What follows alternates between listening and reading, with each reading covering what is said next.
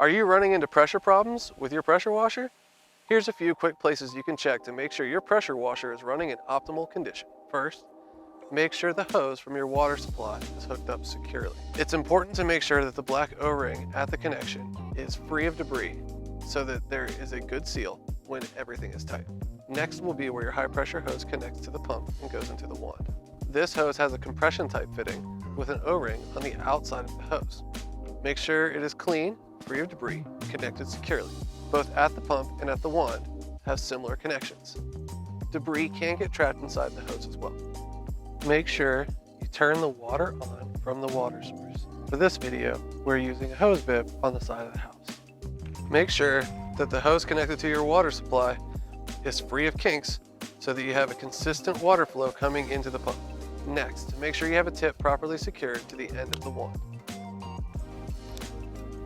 There are many different tips available with different shapes and sizes depending on what the job requires. Here, I'm bleeding the air out of the system.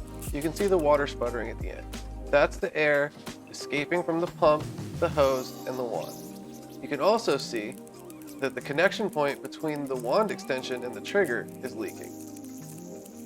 We take it apart to make sure there's no debris inside, and then we just put the two pieces together and tighten them. Now it's not leaking. The tip shape focuses the water pressure and creates the pressure that you're going to use to do the work. If you do not have a tip inserted, the water comes out at relatively low pressure.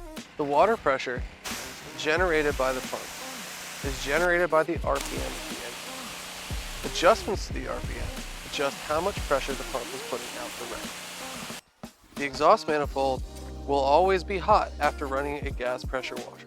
Depending on what your pressure hose is made out of, when you wrap the pressure hose up at the end to maneuver your pressure washer back into storage, make sure that it does not touch the pressure washer or it can cause damage to the hose. Just the outer casing is burnt on this right now, but this could create issues later on that may cause a hole in your pressure hose and require you to get a new hose. These tips should help address some of the common problems causing your pressure issues. Anything beyond this may require addressing some mechanical issues with the pump unit itself, and we'll save those for a separate video.